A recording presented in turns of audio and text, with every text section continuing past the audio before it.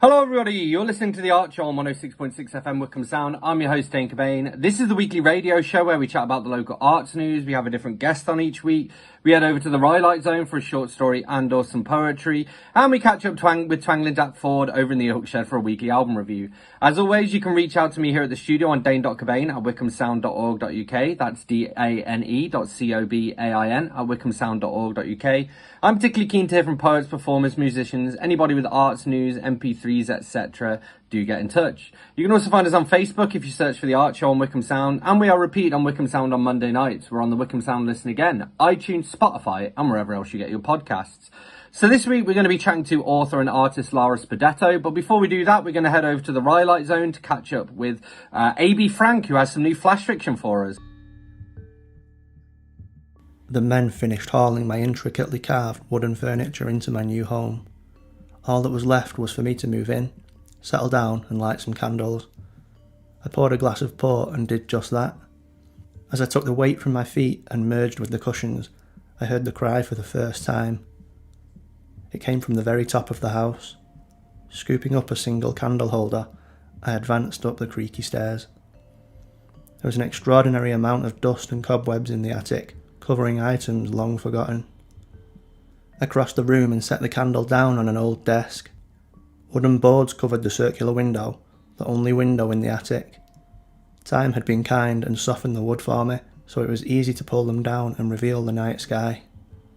As moon and candlelight combined, I wondered how long until my next encounter. I removed a moth-eaten sheet from a chair and sat. My nanny used to sit in this chair and do unspeakable things to me. Things a mere girl should never be subjected to. Memories of my childhood became vivid as I recalled what I did in this very room 50 years ago. All those years ago, she turned her back on me to look out of the sash window, and I shoved her with all my might. I take solace sitting here every day for the rest of my days, listening to my former nanny wail as she plummets to her death. I will never grow tired of the echo of her final cry. The foreman's voice echoed between the cranes and off the factory wall where I was about to repair the ship. It was the call-on, and the shouts of men suggested he'd tossed the tokens on the floor for the dockers to fight over. That is the nature of working on the docks. The scent of spices and alcohol wafted into the factory, reminding me I was hungry, but would spend most of my wages in the alehouse after my shift. I strolled through the corridors of the faulty ship, toolbox in hand, wishing I didn't have to put my aching body through such manual work. Some cargo had been left behind. The rules were clear in this situation. Take what you could carry for yourself, and don't get caught. Clear, but not specifically written anywhere. I wasn't about to break those rules. I put my hand on the pallet of forgotten goods and was transported to the open ocean during a storm. It was like I was reliving the harrowing memory of the ship's last voyage in which it was damaged.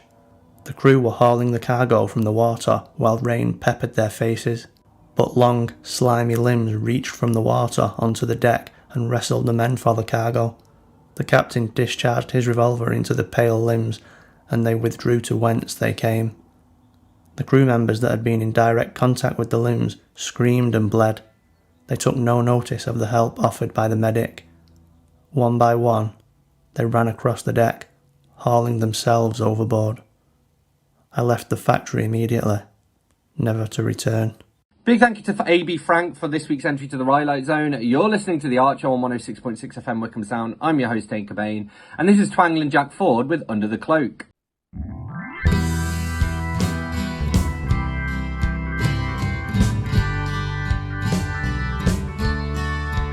There's a buffet at the food bank to celebrate its opening in town, and we're all in need of something, but there's not enough to go round.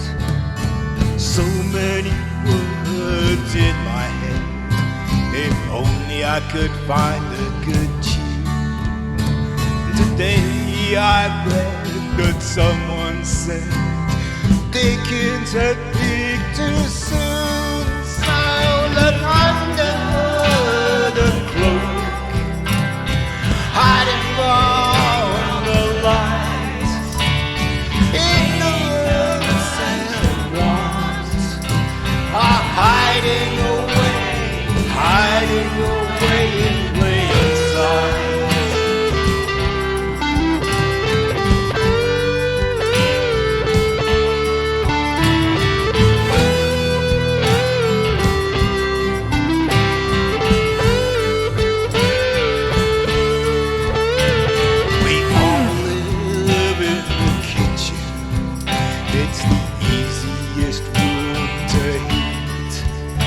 but it serves to remind us we don't have enough to eat. The plague has made us weary, the smell of weed hangs in the air, and the drunks on the corner are showing me how not to care.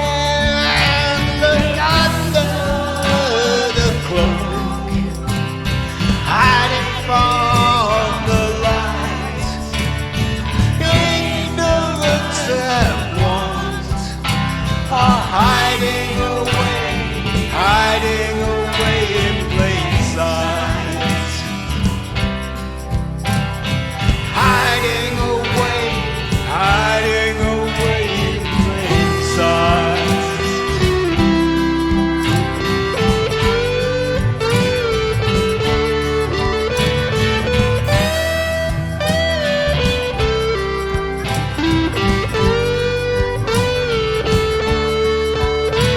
There's better jobs if we want them. We just have to go out and look. And we would never go hungry if only we'd learned how to cook. They don't know what they're doing. It seems they don't have a clue. And there's no point looking for answers when nothing they tell you is ever true. So look under the cloak, hiding from the light. Ignorance and want are hiding away in plain sight. Hiding away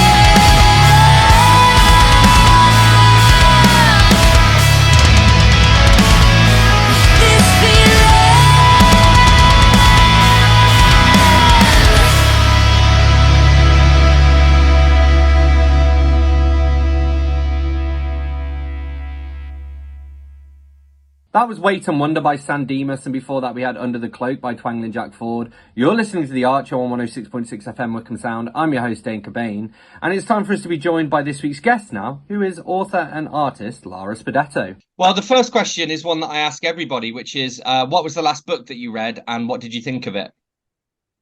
Okay, the last book that I read entirely, it's a mystery from Elizabeth George. The title in Italian is Questo Corpo Mortale. I don't remember the title in English. And I read many books of this author. I like how she go inside the emotion of the inspector and also the victims.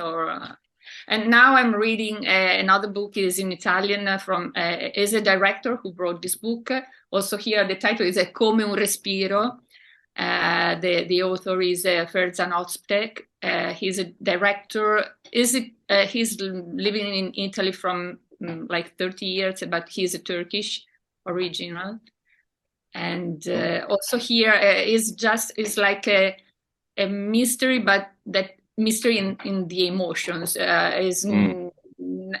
there's no murder until now, but it dig inside the soul of the characters, the protagonist. Awesome, cool. Well, and I want to chat to you about a few different things today, because you're amongst other things. I mean, you're an artist, you're an author. You got various sort of creative things going on. I thought the best place to start would be to chat about your books. So I wondered, what can you tell us about your books? The first one was I published last year in May 2022. It was adventurous because I discovered another world, and also, to be honest, like 2 or 3 years ago, I wouldn't think about it. Because obviously I like to write, but let's say I used to write to paint, and also I prefer to write to write little poems, related to my paintings. And so I started to the first book because I participated to an online course. So it gave me the push to start, and now I hope that I will continue. Awesome. Well, and it's funny because one of the things I wanted to ask you, because obviously you've got kind of I suppose you got a more established history with art than with writing. And I wondered if you think your history in the art industry, has that helped to prepare you for publishing? I guess you mentioned again that it's, you've done a bit of writing to go with your paintings, but just that experience of being in a creative industry as a whole, do you think that's helped to prepare you? I don't know. In some way, yes, because I can understand more that I have a path also when I'm painting that goes through frustration, enthusiasm. So maybe there is some similarity. The only thing that I can see in the publishing is that I like to take care of the covers because I have my own mind how.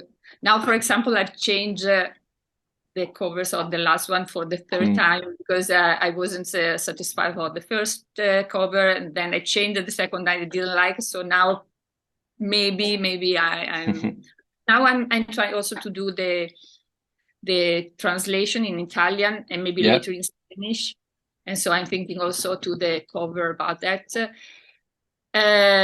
Yes, I think that probably be used to use my eye to see this balance in the image. I can help me in the creative way of writing. I'm not sure because I think it's quite different. Yeah. Well, it's interesting because I mean I've worked with and read a lot of indie authors and self-published people, and one of the big mistakes that a lot of people make is they try and do the cover themselves. which is disastrous if you don't have a background in art. Now you're the other way around, where you actually do have that background, so you're arguably better at doing that than a cover designer, because you know the book really well. I'm not sure if I'm better. Because I like to do what I like, the image that it has something that I like. Yeah. So I prefer to do, because I think that it would be more hard to explain to someone what it's in my mind. So I've tried, but I've seen that every time it's like a failure. So, and always I try to do it by myself. So yeah, I'm not sure if I'm doing right. Let's see. Also with the third cover that I've done for the second book, it's the good one. But cool. I prefer doing in this way. Awesome. And so you obviously, we mentioned that you have some past in the art industry. Could you kind of give us a brief sort of summary of your career to date in art? I study in Milan advertising illustration. I worked for a while as illustrator and like a scene designer in a I don't know how to say, for a scenographic for theater or TV. And then my life changed because I had my family. We moved in Barcelona. In Barcelona, I started a new path through painting, just not for advertising or not for different kind of work, but just for myself. And then there I made at the beginning, my first exhibition, then the second, the third, and I made some exhibition there. Then we moved in Abu Dhabi. And so I was able to do 2 exhibitions there. And then we moved in the UK. So now I haven't done any exhibition now. I hope to do for next year, because I go through some... It was different here because I have 3 kids and that are now grown up, but they were through the the teenagers. Adolescence, yeah. And so, and I was here alone, so I had to manage that. I continue to paint, and now I'm working on a new project that I'm really excited about it because it's related to a painting and the writing. I'm trying to write a fairy tale, and through this fairy tale, I want to paint a series of painting related to the emotion that this fairy tale want to explore. Yeah. So it will take, I think, 1 year to complete everything. So, but let's see if I am able to do it. Yeah, awesome, cool. And you mentioned there, so you've lived in Milan, Barcelona, Abu Dhabi, in the UK. Do you think traveling and living in different places, has that helped you to broaden your kind of horizons, maybe as an artist and also potentially as a writer? I think that living in different places would help everybody in every kind of field you work, because it opens your mind. You can see different way to live, different culture, different. And sometimes what you think is not so different is very much different. When I moved to live in Abu Dhabi, I was sure that it was a different place. I was in Barcelona, moving in Abu Dhabi. So, but to be honest, it was very different. Also, what I thought when I moved here in the UK, because there are some things that on the roots of the culture that. Create the mindset in where you live. So and so coming back to your question, yes, living in different places open your mind, and so help also with my creative process and in my art. Cool. And one of the things, because I was looking around your website and you mentioned that you talked quite a lot about equilibrium, and I wondered, what does equilibrium mean to you? Equilibrium is a state of mind. It's something that I think all human beings are searching for. We need to be balanced, but many times we are not balanced because all that everything that occurs to us in our lives tend to destabilize this equilibrium, this balance. And so now I want to try through also my painting to transmit this balance, this equilibrium, this in life has to be the bad and the good, because we have to learn from the bad and relax on the good side. So it is like you need the dark to see the light. Yeah. So this balance helps, because if you were living in a totally light place, you wouldn't see anything. The same if you live in a dark place. So the two things together help you to understand and to grow up. You're listening to The Art Show on 106.6 FM Wickham Sound. I'm your host, Dane Cobain. I'm here in conversation with Lara Spadetto, and this is Bert Honor with Build a Coffin for Me, featuring Ben Roberts. Build a coffin for me, and could you fill it with grief? And can you load it so heavy that it buckles and creaks? And would you all shed a tear? Create a river so clear that you can see to the bottom, flowing year after year. Form a queue at the dawn, I float above you all, with a smile so wicked,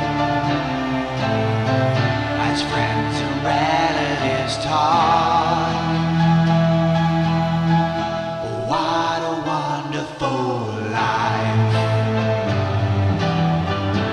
full of heartache and strife. Oh, that boy was so crazy, truly one of a kind.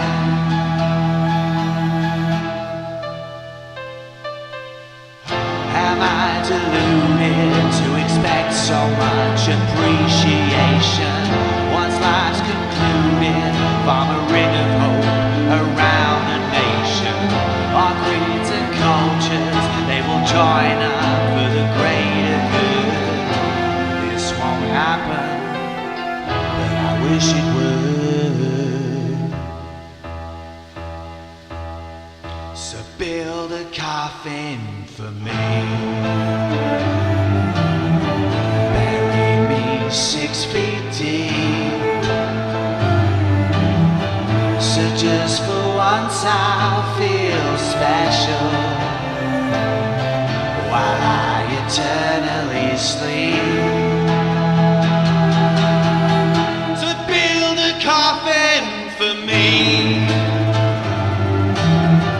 please build a coffin for me, please build a coffin for me, please build a coffin for me.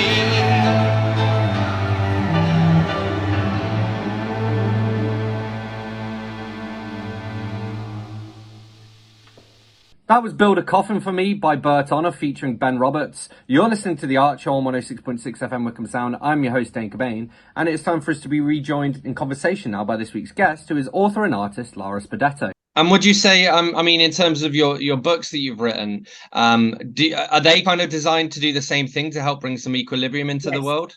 Yes. The first one, I decided to write this book because I passed through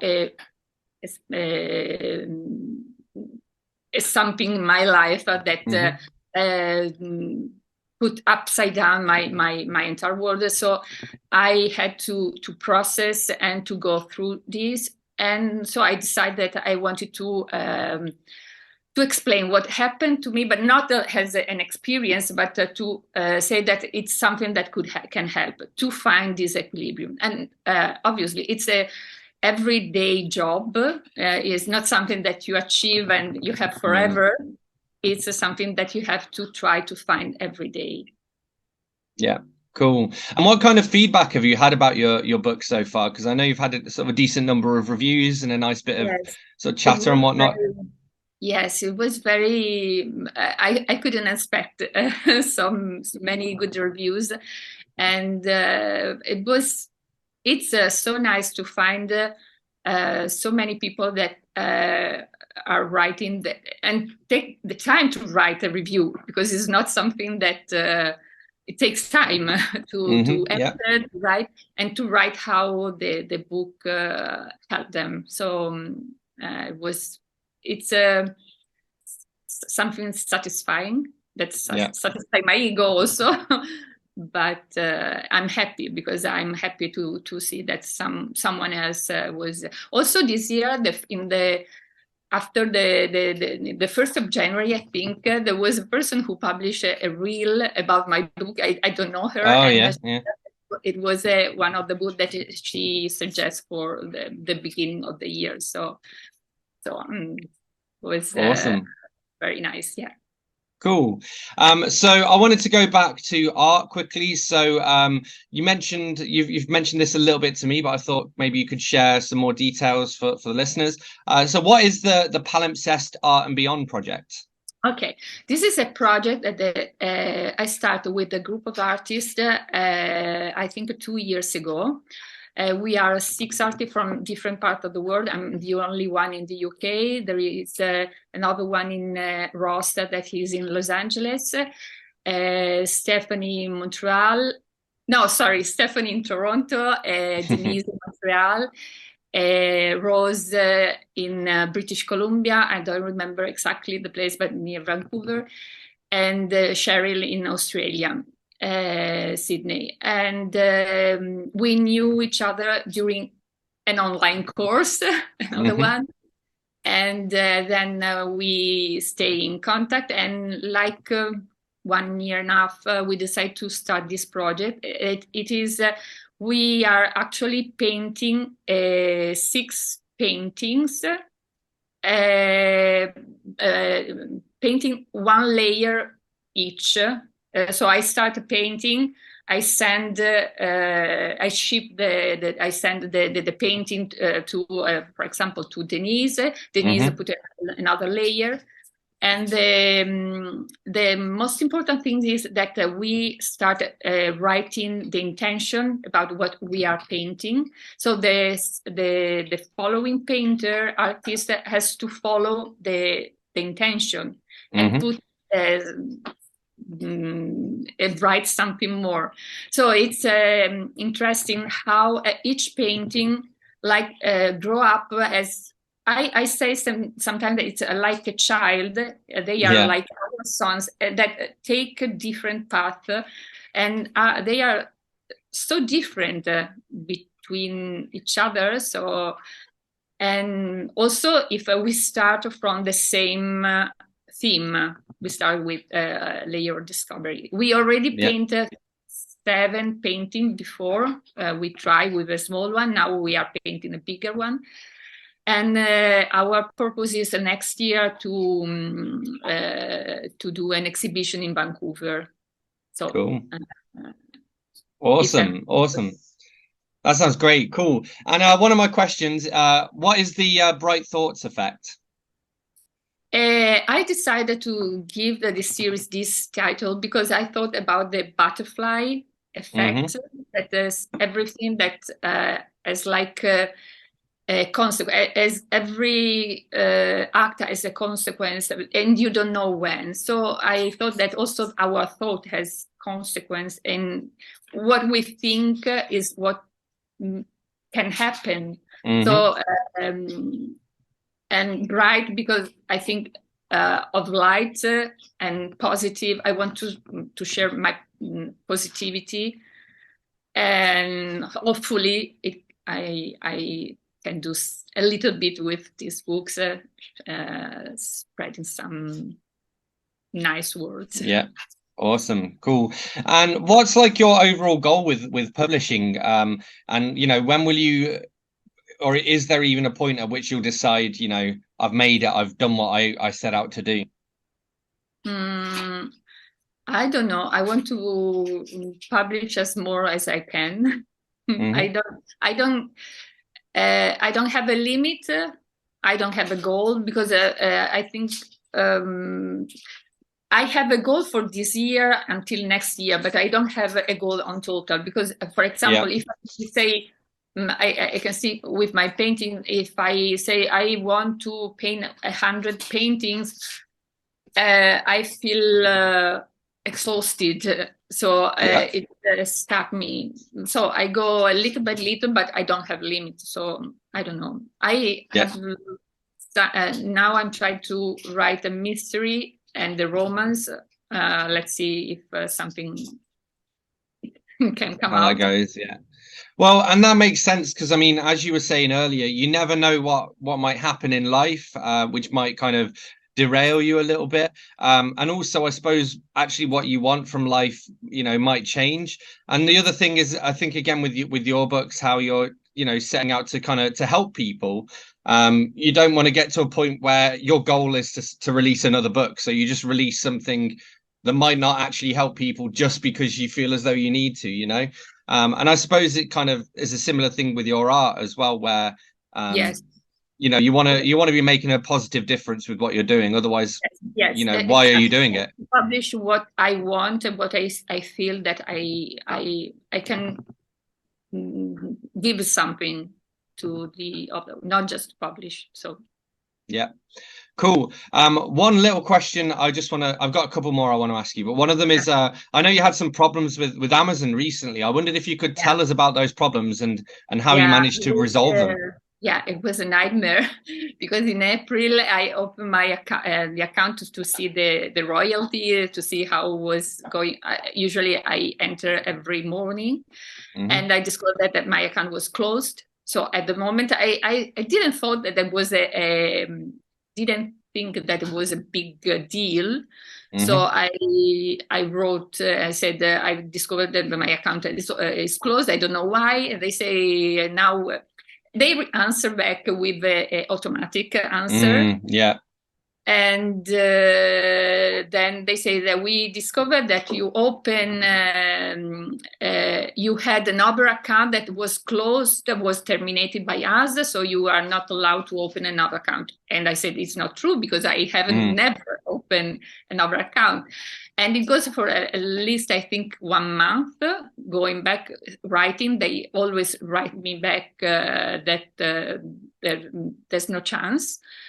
And I had almost lost all my hopes when I contact a lawyer for a free consultation. Dane. It's strange because the lawyer is an Amazon seller lawyer, something like this, I think. Right, yeah. So they are focused on this kind of problem.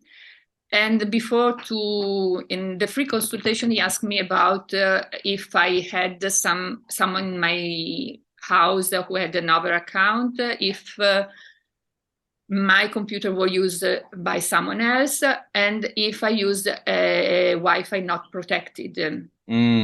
So I wrote to Amazon for another appeal, and they said to them, look, I don't have anybody nobody in my house has another ADP account.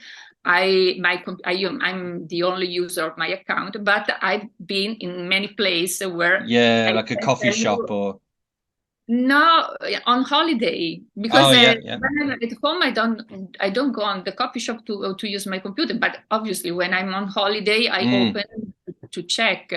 And I said to them, if you want, I can tell you whenever I was this year. And also, I said, I'm sure that I opened my first account last year in May. So and the day after they open it again. So probably was this the three questions that helped me the most.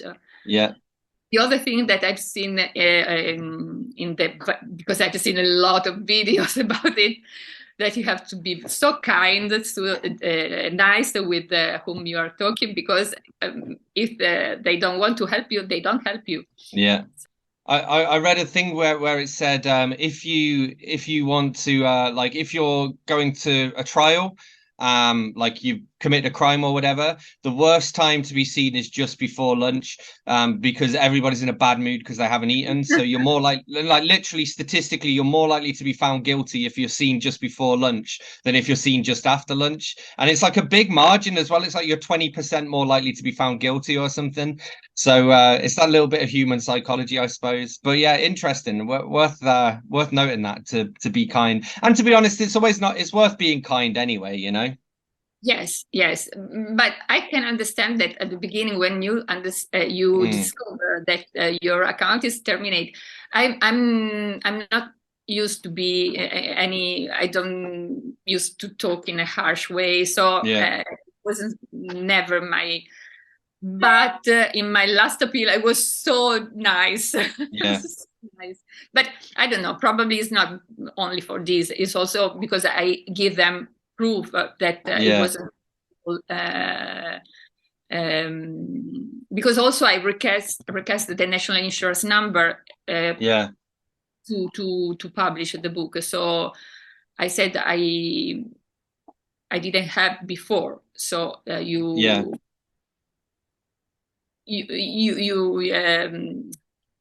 it's not possible to open a KDP account if you don't have the national insurance number. Yeah. Cool, awesome. Okay, just one last question to end on, where it's technically 2 in 1. So what have you got planned next, and where can people follow you to find out more? People can find me in I have a portfolio, is laraspadettoart.com, or my website laraspadetto.com, or on Instagram is at lara.spadetto. Big thank you to Lara Spadetto for joining me. You're listening to The Art Show on 106.6 FM Wickham Sound. I'm your host, Dane Cobain, and this is Tom Bradley Jr. with Loving You.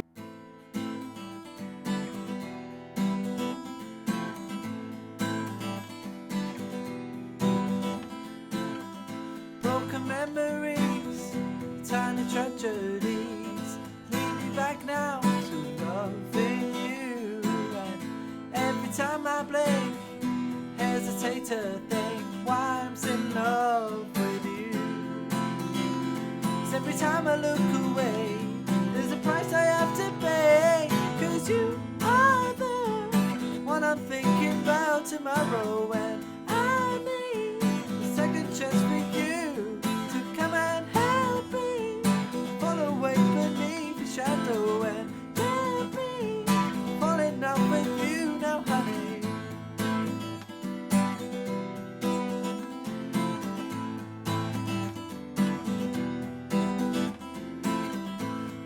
At the sky, screaming, asking why everything happened the way it did. I'm still in love with you, and swear my heart's still true. All I wanna do for you. So every time I look away, there's a price I have to pay. 'Cause you are the one I'm thinking about tomorrow, and I need a second chance for you. Come and help me fall away beneath my shadow and help me fall in love with you, oh honey. So baby, come on now and kiss me. Every day I have since I'm in you. Been a bumpy road, but I know that you miss me. So every time I look away, there's a feeling I could stay. It's you.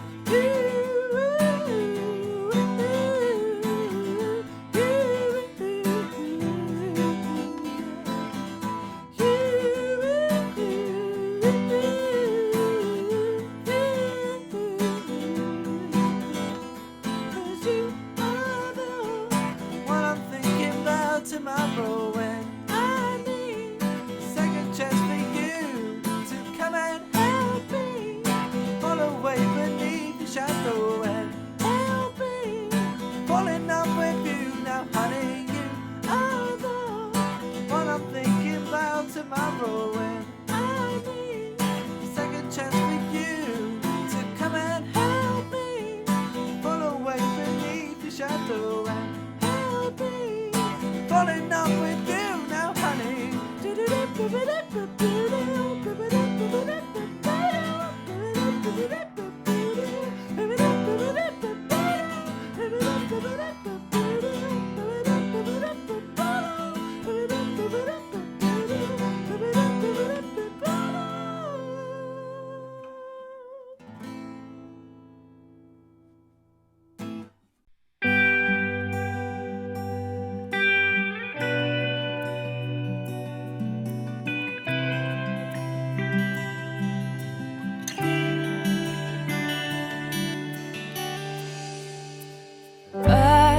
Said and walked away. How far is tomorrow?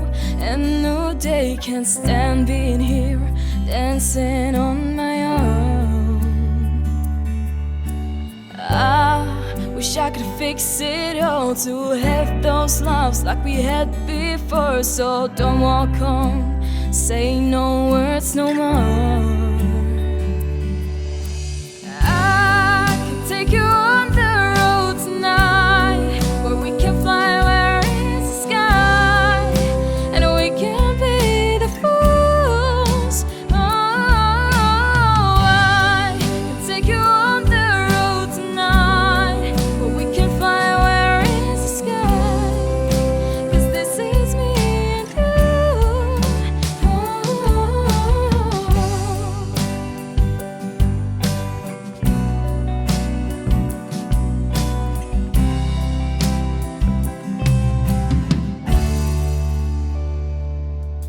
Now it's been months and weeks and days, yet in the distance I see your face. Cloudy sky will make a sunny day, and I want my partner in crime, a misty one line to fit my rhyme, and you're the one who fits in just so fine. Oh, oh, I can take you on the road tonight, where we can fly where is the sky, and we can be the fools. Oh, I can take you on the road tonight, where we can fly where is the sky, 'cause this is me and you.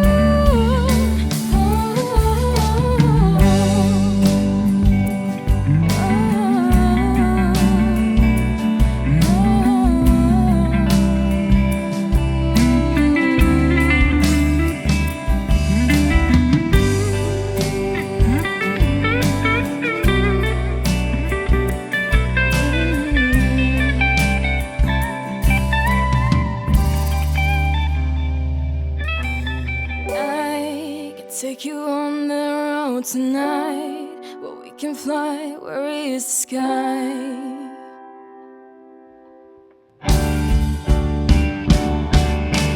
I can take you on the road tonight, where we can fly where is the sky, 'cause this is me and you.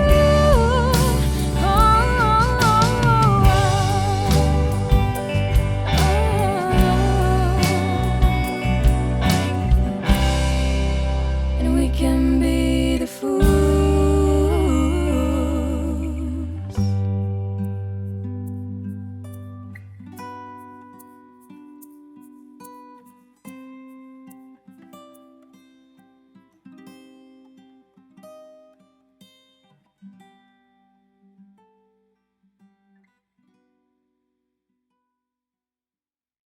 That was Where Is the Sky by Clara, and before that we had Loving You by Tom Bradley Jr. You're listening to The Art Show on 106.6 FM Wickham Sound. I'm your host, Dane Cobain, and it's time for us to catch up with Twangling Jack Ford now in the Ilk Shed for this week's album review. Straw Donkey by Carter USM, or The Unstoppable Sex Machine.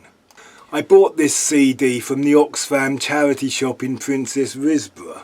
Carter USM were popular at a time when I was taking little notice of such things, but still they broke through my indifference. Listening to this compilation, I seem to remember more than I thought I did. Yet the bits I thought I remembered well turned out to be different to how I remembered them.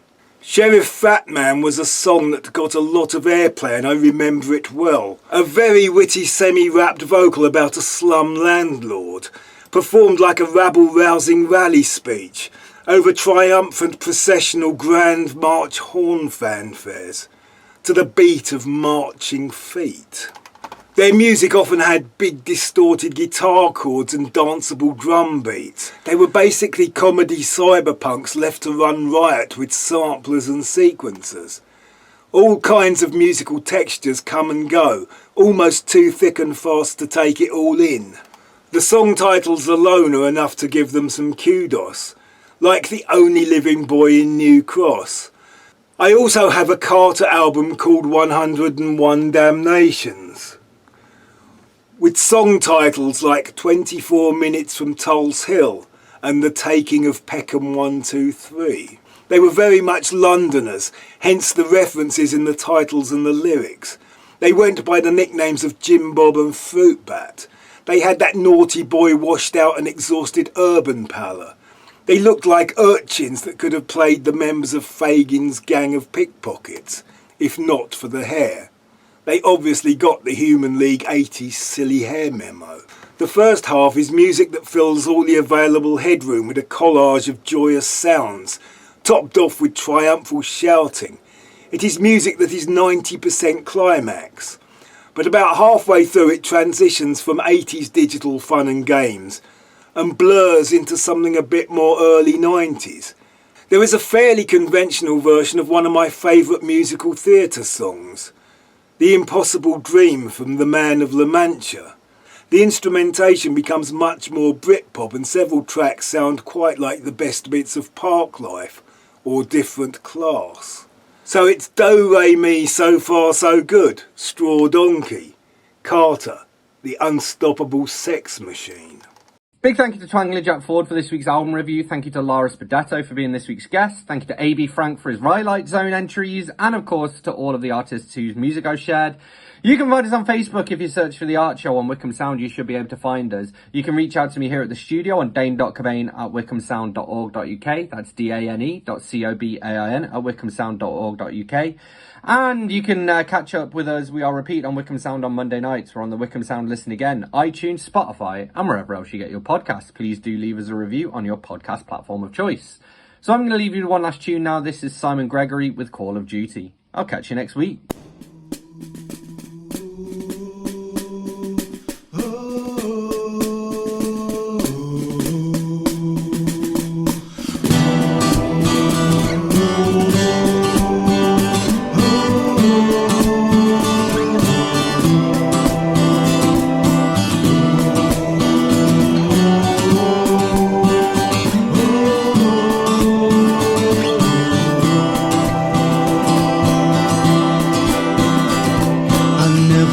To school, but I worked my father's land. I'd never been 10 miles from our home, but after 15 summers I could ride and I could shoot, and I ventured to the county fair alone. The sergeant in the army tent had shillings on his drum, and his stories and the ale called to me. Before I knew it, I'd received my shilling and a gun, off to fight the French for my king and country. And it wasn't just the foe who saw us coming, as we marched in line with rifles in our hands, and slaughtered boys who looked like us but spoke another tongue, to decide which rich man got to rule the land. Rule the land.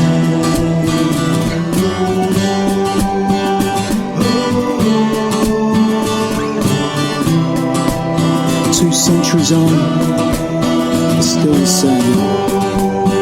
Everything's different, but nothing's changed. I wasn't good at school, and I couldn't find a job, that required all the skills I'd learned at home. A life of watching movies, playing Xbox, flying drones doesn't fit you for a standard office clone. But I'd seen all the recruitment advertising. Let us make you into all that you can be. And before I knew it, I'd received a buzz cut and a gun, and the rest is military history.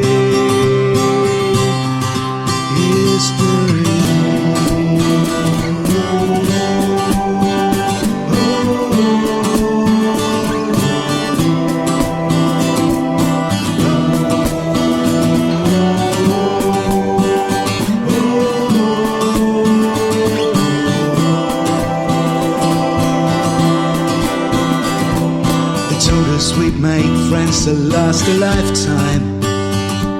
They never said how long that life would be. And those of us who made it back were not the boys who left our homes to answer to the call of our duty. They promised we'd come back covered in glory.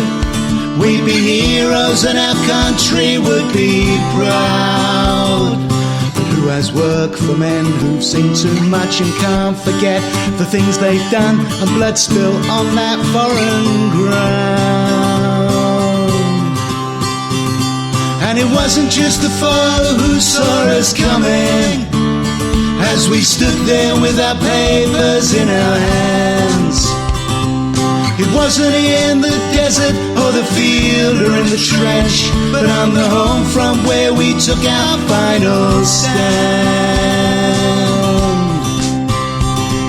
It wasn't just the foe who saw us coming as we stood there with our papers in our hands. It wasn't in the desert or the field or in the trench, but on the home front where we took our final stand. The final stand.